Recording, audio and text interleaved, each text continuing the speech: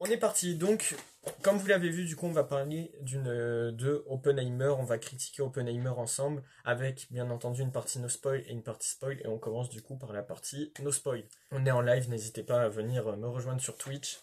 Tous les liens sont dans la description de toute façon. Donc alors, pendant la Seconde Guerre mondiale, le lieutenant général Leslie Groves Jr. nomme le physicien J. Robert Oppenheimer pour travailler sur le projet ultra secret Manhattan.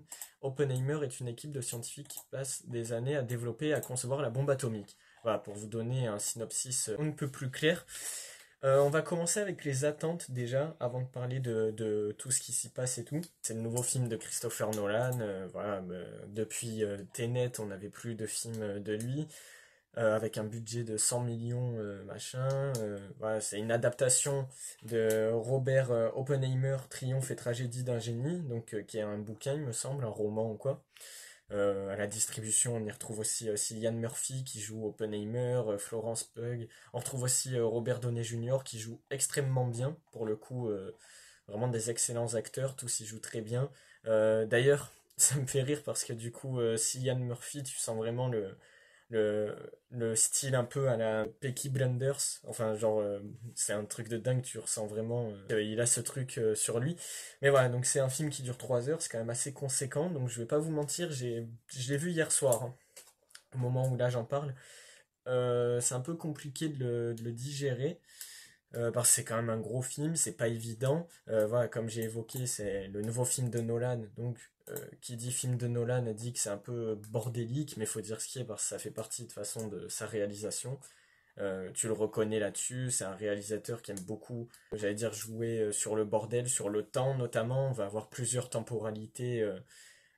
C'est-à-dire qu'on va passer d'une scène qui se déroule en telle année, une scène qui va se dérouler bien plus tard ou bien avant, et après c'est qu'à la fin en fait que tu vas pouvoir tout remettre dans l'ordre dans ta tête. Mais voilà, c'est vrai que quand tu le vois une première fois, c'est comme tous les films de Nolan, c'est un peu dur à encaisser. Il faut toujours déjà du temps et du recul pour mieux appréhender la chose et tout. Là, ben, ça fait pas exception avec celui-là comme pour ces autres films. Là, ça va être un peu à chaud, donc je vais peut-être passer certains trucs et tout. On en reparlera de toute façon d'ici là. On se limite pas qu'à une critique. Mais qu'est-ce que j'en ai pensé quand même? Non, franchement, ouais, j'avais beaucoup d'attentes parce que bah, forcément, depuis Tenet, on n'avait plus de films, donc ça fait quand même 3 ans, mine de rien, depuis le Covid. C'était d'ailleurs le film qui était censé, enfin, qui a un peu relancé le truc, les salles de ciné et tout par rapport au Covid. Tenet, j'en avais pas parlé, mais pareil, c'était assez compliqué parce que le film était vraiment bien, mais on en reparlera. Mais là où j'avais eu un peu des soucis, c'est que c'était un peu du Nolan pour faire du Nolan. Et il y a certains trucs où il essayait trop de se la jouer un peu mystérieux et tout. Et je sais pas, genre, je trouve dans Tenet, il y avait un truc un peu qui manquait, mais bon, le film au global était quand même tenu et tout. Le concept est toujours autant fou. Enfin, moi, je sais que j'adore le concept et tout, machin, bon, bref. Voilà. Là, Oppenheimer, pour le coup, il est pas parti dans un délire à la Tenet où il joue complètement directement sur les temporalités. Là, c'est directement dans le montage qui joue sur les temporalités, sur ce côté un peu bordel, sur cette réalisation à la Nolan. Et pour le coup, ça marche très très bien dans Oppenheimer. Même si, voilà, bon, t'arrives, t'es direct plongé dedans, ça par contre, c'est sûr. Enfin, t'es direct plongé dans l'action, ça commence, t'es direct dedans, t'as direct au bout, genre de 5 minutes genre, t'as eu 3 scènes de 3 temporalités différentes, t'as eu des trucs en noir et blanc parce qu'il y a des scènes en noir et blanc et tout, et après t'arrives à remettre, mais au début tu te dis un peu waouh. Tu te dis un peu waouh, ah, j'étais pas prêt pour me prendre tout ça dans la gueule. Est-ce que c'est une métaphore par rapport à bombe atomique? Qui sait? En tout cas, voilà. Donc, du coup, il faut savoir voilà, après, je peux pas vous en parler plus d'un point de vue que ce soit no spoil encore une fois, parce que je vous parle de la réalisation, des attentes et tout. Après, on va pas partir en spoil de toute façon. Et puis en plus, je peux pas me permettre de vous parler en fait de termes un peu scientifiques ou quoi, ou même des événements, parce que il faut savoir que, faute à moi-même, je connais pas forcément plus que ça Oppenheimer et tout ce qui s'est passé. Je connais quand même le conflit, je sais quand même, enfin le conflit. Je sais que c'est Oppenheimer, voilà, bon, du coup, qui après est surnommé un peu le père de la bombe atomique, alors qu'il n'a pas réellement construit, c'est plus, à dire, le coordinateur, quoi. C'est plus lui qui a mis en œuvre les travaux, qui a créé les équipes et tout pour les mettre dessus, mais c'est pas lui directement qui a créé, on va dire. Et d'ailleurs, ça, on le voit dans le film, comment il arrive à réunir tout le monde et tout, sans trop spoiler encore une fois, mais c'est hyper intéressant de le voir organiser un peu les équipes. Au début, on le voit vraiment quand on va dire, il est dans son coin, physicien, machin et tout. Il fait son truc de son côté, il fait ses petites expériences. Tu sens que c'est un peu le bordel dans sa tête, machin. Scientifique, enfin, scientifique ingénieur et tout. Et tu sens qu'après, et tu sens qu'après, en fait, ben, c'est là où après, il va réunir petit à petit les scientifiques, on va voir de qui il va s'entourer, machin, et que du coup, ils vont vraiment passer plusieurs années. Tu sens vraiment le truc où le film prend bien son temps, et ça, par contre, c'est génial. Le film prend son temps, t'expose les choses, tout en restant halté. Par contre, il faut vraiment être concentré, parce que, comme j'ai dit, pendant les 3 heures, tu ressors, t'as un peu mal au crâne, parce que t'es vraiment concentré sur des scènes et tout, c'est assez ouf. C'est pour ça, encore une fois, que je dis qu'il faut vraiment du recul. Et c'est pour ça que là, il y a plein de trucs, à mon avis, que là, je vous évoque là, mais que je reviendrai plus tard dessus en live et tout. Là, c'est une première critique, entre guillemets, à chaud, même si c'était hier soir. J'ai vite fait digérer, mais pas totalement. Ça, c'est un film qui prend. Faut le revoir plusieurs fois et tout. Donc, quand je l'aurai revu et tout, on en reparlera d'autant mieux. Et puis, d'ici là, je me serai plus renseigné. Je connaîtrai mieux le mythe un peu Oppenheimer et tout, vu que c'est une entre guillemets porte d'entrée. Ça aussi c'est cool, c'est que je trouve ça peut te donner envie aussi d'en savoir plus. Et en plus ça fait partie de ces films. Nolan il est comme ça, c'est un peu comme Stanley Kubrick ou quoi. Il va pas essayer de faire un truc pour les nuls, c'est-à-dire qu'il va pas se rabaisser en fait pour que tout le monde puisse comprendre et que ce soit family friendly. Non, là il te parle vraiment avec des termes scientifiques, avec des termes, les termes comme eux ils emploieraient, même si bien entendu scénaristiquement parlant il y a quand même un fil rouge, il y a quand même un truc pour que les gens comprennent et que ça reste du film et qu'on puisse suivre et tout. Parce que de toute façon 99% des gens à mon avis vont pas forcément connaître que ce soit le mythe ou ce dont parle réellement le film. Donc c'est pour ça en fait que de toute façon ils sont obligés quand même de garder un truc pour que ce soit quand même à la portée de tout le monde, mais tu sens qu'ils gardent quand même les termes, ils gardent quand même certains trucs clés, et si t'as les rêves, tu dis ah oui ok il y a eu ça, projet Manhattan, voilà, je vais pas dire plus parce que Manhattan encore, parce qu'on sait de quoi parle le film, mais voilà, après j'ai pas envie de spoiler certains trucs et je pense qu'on va y aller direct en spoil parce que là après en no spoil je vois pas quoi dire de plus, c'est très compliqué. Mais voilà, en tout cas, je vous ai donné le petit synopsis. Je vous dis un peu ce qui s'y passe. Le film est très intéressant. Encore une fois, j'ai pas envie de plus spoil que ça. Mais le film est vraiment hyper intéressant. Même si là, de toute façon, je pense que quasi tout le monde aura vu le film au moment où sortira la critique. Donc, de toute façon, vous allez pouvoir continuer en spoil. Si vous l'avez toujours pas vu, franchement, ça vaut quand même le coup. Mais voilà, comme j'ai dit, c'est pas. J'aime pas dire que c'est pas à la portée de tout le monde parce que sinon, de toute façon, le film aurait pas fonctionné. Vu que bah, le film, voilà, comme j'ai dit, je pense que plus de 95% des gens vont être un peu dans mon cas, vont quand même connaître, avoir certaines bases. Je pense qu'à part ça, il y a plein de trucs où les gens vont pas forcément capter ou vont avoir un peu du mal à comprendre et tout. Donc c'est pour ça que d'un autre côté, je pense que je suis pas le seul dans mon cas. Il y en a peut-être même qui savaient pas que c'était Oppenheimer et tout, qui a réuni les équipes, en tout cas, comme j'ai dit, après c'est pas lui directement, mais bon, on l'a quand même surnommé le père de la bombe atomique, vu que c'est lui qui a mis en place les équipes et tout, donc il fait quand même partie, il est quand même relié au projet dans tous les cas, mais voilà. Encore une fois, comme j'ai dit, si je me trompe ou quoi, n'hésitez pas à me rectifier, mais j'essaye de rester un peu vague et de pas en dire plus, justement, pour pas dire de conneries, surtout par rapport à la véritable histoire, vu que c'est pas le but non plus. Mais voilà, en gros, c'est un biopic, en fait, hein, c'est comme le nom Oppenheimer, c'est vraiment un biopic sur Oppenheimer, sur toute l'histoire qui s'est déroulée, sur la construction, sur enfin tout ce qu'il y a eu. Voilà, je peux pas rentrer plus pour pas spoil, mais et puis il y a plein de trucs qui vont graviter autour de ça, un peu côté enquête et tout. J'ai pas envie de spoil plus, mais je pense que c'est déjà un bon truc. Et de toute façon, on va partir en spoil pour aller encore plus loin.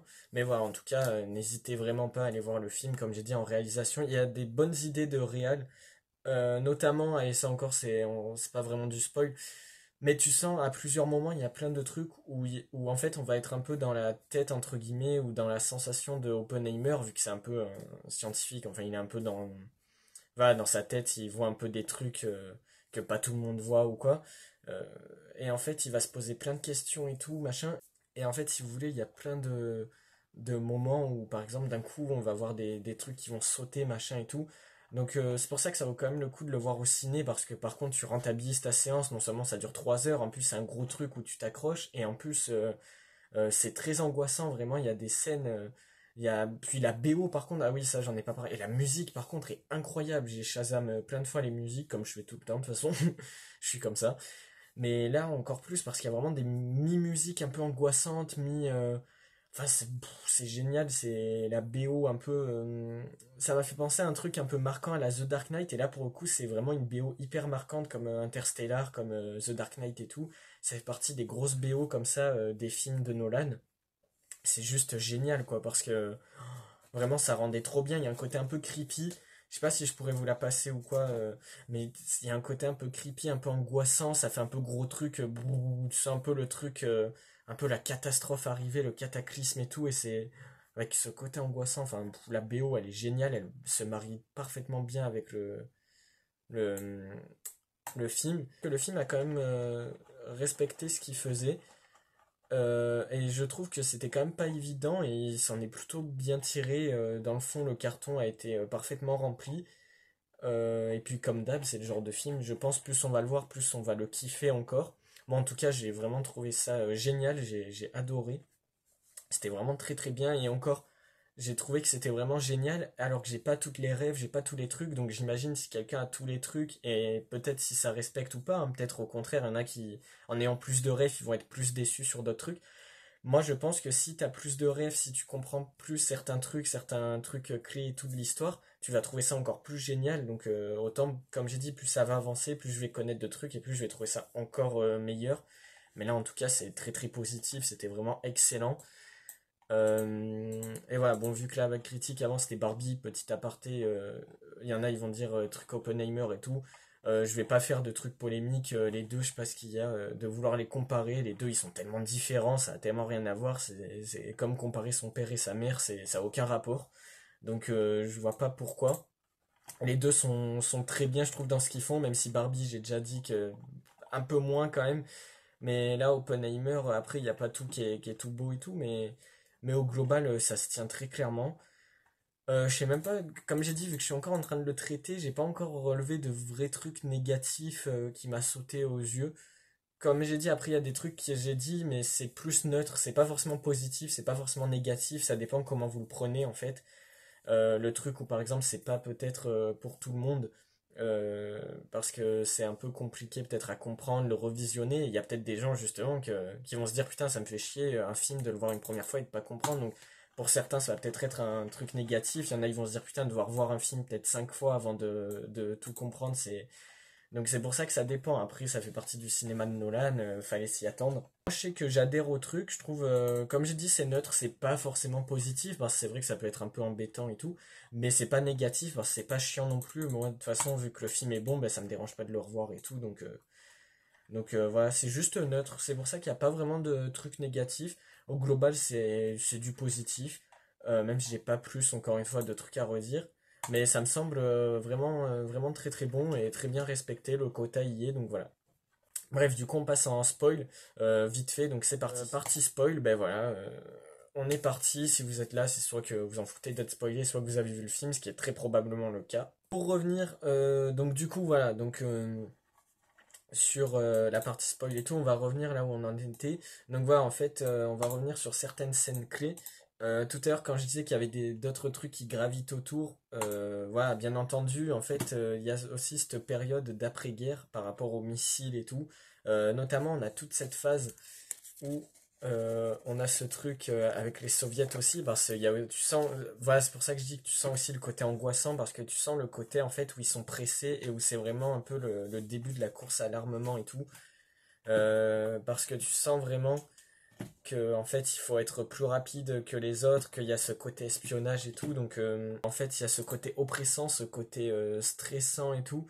Et tu sens vraiment à la fin la guerre froide qui se prépare, vu que de toute façon, là je suis direct passé à la fin, mais à la fin ils le disent eux-mêmes, hein, que ça y est, ils ont entamé une guerre froide avec l'URSS et tout, avec l'Union soviétique et tout, et que du coup, que ça y est, ils ont entamé, c'était, ok, c'était un gros avancé d'armement et tout, mais que du coup ça a entamé en fait une autre guerre, donc la guerre froide, et que du coup, ils sont partis dans quelque chose d'encore plus grand qu'ils auraient peut-être pas pensé à la base.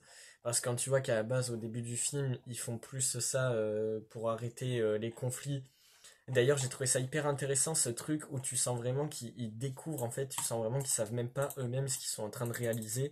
Euh, En disant par exemple qu'ils savent pas si en fait, vu qu'en fait c'est une réaction en chaîne par rapport aux atomes, enfin bon, encore une fois je vais pas m'étaler plus, mais voilà, scientifique, vous savez de quoi il parle. Mais voilà, en fait, ils savent pas si la réaction en chaîne va réussir à s'estomper au bout d'un moment ou si en fait elle pourrait continuer du coup en boucle et du coup en fait raser le monde entier. Et t'as vraiment des super fixes là-dessus, c'est vraiment hyper impressionnant parce que tu vois en fait, ils s'imaginent si la bombe explose et que du coup ça commence à raser le monde et tout. Tu t'es dit, waouh, ouais, tu t'es dit, tu ressens beaucoup plus ce truc parce que alors ça c'est un truc un peu de moi mais en fait on a tellement été habitué en plus dans le cinéma dans toutes les œuvres par exemple voilà un truc tout con mais l'étoile de la mort tous les trucs comme ça on a tellement été habitué en fait à des trucs immenses à plein de trucs de fiction avec des trucs destructeurs de planètes et tout que maintenant on a presque l'impression qu'une bombe atomique c'est devenu au sein de la fiction, du cinéma, des comics, de tout ça, on a presque l'impression que c'est devenu un truc un armement un peu lambda, un peu basique, comme pourrait être un missile un peu classique. C'est un peu destructeur, mais c'est pas si ouf, ça détruit pas des mondes.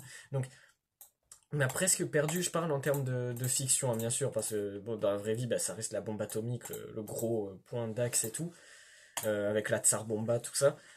En tout cas, dans les œuvres de fiction et tout, il y a ce truc où presque la bombe atomique, c'est devenu un peu le petit truc un peu ancien, machin et tout, qui fait plus forcément frissonner, machin. Et je trouve ça tellement génial de revenir un peu presque à la base. Et là, il y a le côté historique aussi, mais de revenir presque à la base et de montrer en mode non, la bombe atomique, c'est déjà un truc de fou malade parce que ça reste un truc. En plus, c'est pas fictif ou quoi, c'est un truc que nous-mêmes on a pensé, on a imaginé, que l'homme a créé, a fait, a voulu et a fait en fait. Et ira toujours plus loin et tout. Donc ça fait quand même, ça fait quand même peur. Moi, je trouve que de savoir ça encore plus, ça fait encore plus peur de savoir qu'on l'a vraiment fait, quoi, qu'on en a été capable et de quoi est-ce qu'on sera capable encore plus tard, quoi. Parce que si on a été capable de ça pour un conflit, enfin, et pas que, mais de quoi est-ce qu'on va être capable plus tard pour autre chose. Donc c'est pour ça tout ce côté angoissant, ce côté, ça marche hyper bien. Le côté angoissant est vraiment incroyable. Vraiment, il y a des moments où j'ai été hyper angoissé pour vous dire. Et ça, pareil, on va en revenir parce que c'est une des grandes scènes du film. C'est la scène forcément où il y a du coup le test, donc Trinity. Voilà, je me regarde des petites infos à côté pour être sûr de ne pas dire de conneries. On le voit dans le film hein, qui est testé normalement le 16 juillet 1945 à part si c'est pas la bonne date, mais normalement c'est ce que j'ai l'impression de voir, ouais. Donc pareil, on voit le test là de Trinity et tout, et c'est incroyable parce que la scène est quand même vachement ouf. Moi, elle m'a mis des frissons parce qu'elle est quand même putain d'impressionnante. Même si c'est vrai que petit bémol qu'on s'est dit avec moi et des proches avec qui on y est allé, c'est que peut-être ils auraient pu, enfin Nolan aurait pu peut-être trouver mieux pour filmer la scène d'explosion, même si après c'est peut-être pour un peu chapeauter parce que la scène est quand même au global assez bien réussie, moi j'ai trouvé. Sur le sound design et tout, le fait que tu vois d'un coup une grosse explosion, que t'aies vraiment aucun son, genre t'as vraiment l'impression que c'est l'espace et il y a personne qui parlait, tout le monde était subjugué et de et d'entendre vraiment très longtemps après d'un coup le brrr comme ça où tu vois la propulsion alors qu'ils sont hyper loin, enfin c'est ça fait vraiment peur parce que tu te dis ouah, tu te dis ça y est quoi, c'est le commencement, c'est ça a été le test pour de tout ce qui a été engendré quoi et c'est ça fait peur, c'est angoissant, ça fait peur de savoir que c'est réel d'autant plus, quoi. Et même là, d'en reparler, ça me fait un peu bizarre. Et vraiment, j'avais des frissons, j'étais vraiment pas bien comme ça et tout.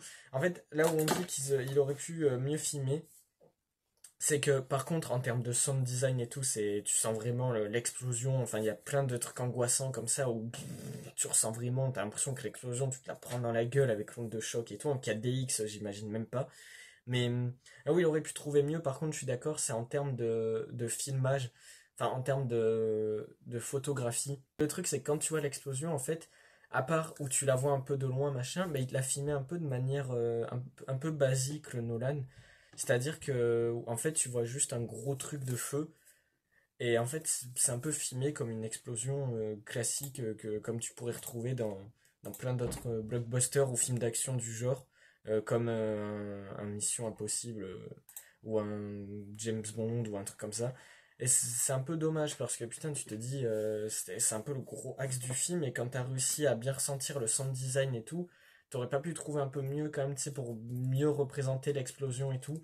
Même si moi je trouve ça quand même impressionnant parce qu'avec la musique et tout, tu vois d'un coup un sort de gros mur de feu et en même temps c'est ce c'est ce que représente une bombe atomique, hein. Tu vois d'un coup un gros nuage de fumée, des radiations et tout, et puis tu vois d'un coup un gros mur de feu. Enfin t'as l'impression de voir l'enfer quoi. C'est des flammes partout, du feu jaillissant et tout, avec un son, une onde de choc ultra puissante et qui est vraiment terrifiante. Enfin, la scène est quand même très très réussie là, comme j'ai dit, pour moi c'est quand même si tu chipotes de te dire en mode ouais peut-être il aurait pu un peu trouver une autre manière de filmer l'explosion, de la rendre et tout, mais enfin dans tous les cas le rendu est quand même là parce que tu sens quand même la puissance de l'explosion et moi je trouve que elle reste quand même hyper emblématique comme scène. Et puis attention, là je dis ça, autant en revoyant le film, encore une fois, je peux changer d'avis en me disant ah non, remarque, c'était quand même bien réalisé et tout. Je dis pas que ça n'a pas été bien réalisé, attention, je dis juste que voilà, si on devait chipoter, trouver un truc, on peut se dire au niveau du test qu'il aurait pu peut-être trouver un autre angle de caméra ou faire en sorte de plus jouer sur les plans. Au lieu de faire un peu un sort de plan fixe, un peu basique et tout d'explosion, il aurait pu faire un plan plus en grue ou un plan un peu. Après, faut que je me souvienne, parce que c'est vrai que j'étais tellement. Autant j'ai pas fait gaffe pour les plans, mais autant il y avait un peu d'autres formes de plans, mais il aurait pu trouver un truc un peu de plan comme ça qui recule, enfin je sais pas. Après, le reste, c'est quand même très très bien fait, hein. Les vibrations, tu les sens vraiment, tu sens vraiment presque la caméra qui tremble et tout. La salle, elle tremblait comme jamais, le sound design et tout. Et ça a plein de scènes, hein. Là je parle de Trinity, mais après c'est pareil avec plein d'autres scènes. Toutes les scènes où tu vois un peu ce qu'il voit Oppenheimer un peu autour de lui, quand il imagine les atomes et tout, quand il est dans son délire, tu vois tous les trucs qui explosent et tout. Enfin, c'est magnifique, c'est génial visuellement. Par contre, pareil, c'est excellent, tout tourne autour des explosions et tout. Forcément, c'est un peu le principe du film. Mais ça marche hyper bien, encore une fois. Pour revenir aussi sur les intrigues et tout, t'as le truc aussi avec les soviétiques, vu que bah, après c'est ce qui amène aussi à la guerre froide de toute façon. Donc tu sais ce truc on voit on commence à avoir des soviets partout par rapport à la guerre froide et tout, côté espionnage machin, c'est assez bien retranscrit. Puis pareil là-dessus t'as un peu un plot twist en mode eh non en fait c'était tel espion depuis le début et donc du coup en fait il a donné les plans et tout. J'avoue que à ce moment-là je me souviens plus trop parce que c'est compliqué encore une fois de se souvenir des noms machin. Et puis il y a tellement de trucs à évoquer que je peux pas tout évoquer là. Mais même le truc soviète et tout, tu sens vraiment, c'est bien retranscrit aussi ce truc où en fait ils collaborent avec l'armée américaine et qu'ils doivent vite se dépêcher de travailler sur le projet Manhattan et tout. Et non, au global, c'est quand même bien réussi. T'as des petits caméos aussi de Albert Einstein. Ça, c'était très très cool. Alors, je suis vraiment con parce que pour le coup, même si encore une fois, comme j'ai dit, je connais pas non plus excellemment l'histoire et tout. Mais bon, c'est vrai que oui, je savais que c'était sûr qu'il allait avoir Einstein ou au moins qu'il allait ne serait-ce que piquer une tête ou quoi. Mais je sais pas, ça m'a quand même fait drôle parce que genre je sais pas pourquoi ça m'est pas venu en fait alors que c'est un peu de la logique mais après ils étaient peut-être pas obligés non plus mais je sais pas genre je trouvais ça très très cool, je sais pas c'est quel acteur en plus qui le joue mais il le joue vraiment bien, c'est vraiment très très cool, les acteurs et tout sont vraiment bons tout ça donc c'est assez ouf. Et puis il est bien représenté, tu vois, son caméo, enfin en tout cas il a l'air bien représenté, encore une fois je peux pas m'avancer en sachant pas quelle est la vraie histoire et tout. Il y a aussi le truc avec la lettre, ça je connais juste de nom, je sais juste qu'il y a un truc avec une lettre pacifiste il me semble, la lettre d'Einstein. Mais bon, je connais très mal là-dessus, encore une fois, donc je pourrais pas vous en revenir plus que ça. Et il y a le truc de la lettre qu'il a signé et tout, donc je vous laisse pour ceux qui savent. Mais voilà, en tout cas, voilà, il est revenu après sur ses propos et tout par rapport à la bombe et tout, la signature de la lettre et tout, qu'il a pas fait en fait, et du coup ça a créé ce qu'il voulait pas que ça crée et tout. Enfin, il y a des propos là-dessus, comme j'ai dit, je m'y connais très peu, je connais juste de quelques séquelles et tout. Donc je vais pas vous dire de conneries. Là, je suis là pour parler du film avant tout et pas de l'histoire directement. On reviendra dessus plus tard. Mais voilà, au global, je pense qu'on a quand même fait le tour. Encore une fois, je suis encore en train de le digérer et puis je pense, j'ai pas encore vu de critique dessus, donc là je fais juste avec mon petit avis à moi de petit mec un peu insignifiant qui s'y connaît pas trop et qui essaye de raccorder comme il peut et tout. Mais je pense en regardant d'autres critiques, en reparlant autour de moi, dans mon entourage et tout, je vais comprendre certains trucs, je vais faire des recherches aussi, donc je connaîtrai mieux. Après, je vais me dire, ah mais oui, il y avait ça, mais putain, je suis trop con, il y avait ça, j'ai zappé. Donc je pense que si on y reparle d'ici même pas hyper longtemps, j'aurais déjà beaucoup mieux compris certains aspects du film et tout. Et voilà, en tout cas, sur plein d'aspects, le film est largement réussi. Après, pour revenir sur la cinématographie de Nolan, est-ce que ce serait, admettons, mon préf de Nolan? Bah c'est trop tôt pour le dire, de toute façon. Donc je sais pas pourquoi je me pose cette question. Mais en tout cas, ouais, il fait quand même partie de ces excellents. Après, il faut dire ce qui est, pour moi, Nolan, en tout cas, il a jamais fait vraiment de gros ratages. Même si des fois, il y a des trucs peut-être que j'apprécie moins ou quoi dans sa cinématographie au global. Quand il fait un film, il le fait bien comme il faut. Donc je suis quand même globalement satisfait. Mais là, encore une fois de plus, ça fait partie des grands films de Nolan, donc c'est plutôt cool, et même du cinéma, je pense, de l'année en tout cas, ça peut vraiment être un des grands films. James Cameron, j'ai vu, il en a parlé, comme quoi il mériterait déjà un Oscar et tout.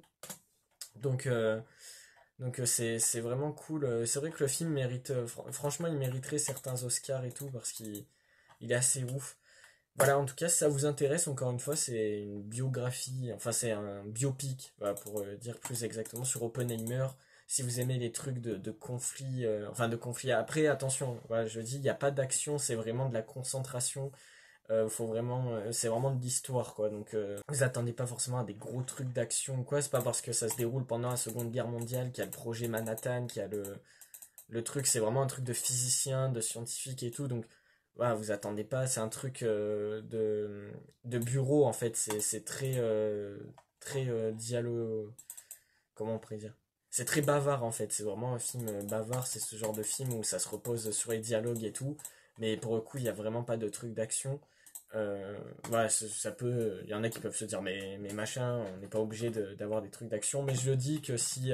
Parce que j'ai quand même vu des critiques comme ça, qu'il y en a qui disaient, ouais, moi je m'attendais à un truc d'action, parce que j'ai vu dans les trailers et tout. Non, voilà, je le dis au cas où. Même si encore ça me paraissait logique, moi je savais à quoi m'attendre en allant le voir, et c'est ce à quoi je savais que j'allais adhérer. Donc, et ça a été le cas, donc très très cool. Hâte d'en reparler. De toute façon, encore une fois, on en parle pour la critique et tout, mais on en reparlera notamment encore plus sur Twitch. Donc n'hésitez pas du coup encore une fois à venir me retrouver sur Twitch, là où on est en train actuellement de faire cette critique aussi. Et je pense qu'on a fait le tour. Là, on en a bien parlé. On se retrouve d'ici peu pour de prochaines critiques, de prochaines vidéos notamment. Il y a la critique de The Meg 2 Indiana Jones 5 qui va arriver aussi, que je vais faire aussi en live, encore une fois. Mais voilà, là pour la vidéo, ça me semble bon. Donc écoutez, n'hésitez pas à m'en parler, à me dire ce que vous en avez pensé, tout ça. Essayez de m'en parler, essayez même de m'apprendre certains trucs, certains aspects que j'aurais manqué ou quoi. Voilà, tant que ça reste bienveillant et pas méchant, parce que de toute façon, sinon ça passera pas les lignes des commentaires. C'est ok pour moi, donc voilà. Allez, sur ce, c'était tout pour moi. Prenez soin de vous, on en reparlera encore une fois. Et allez, salut!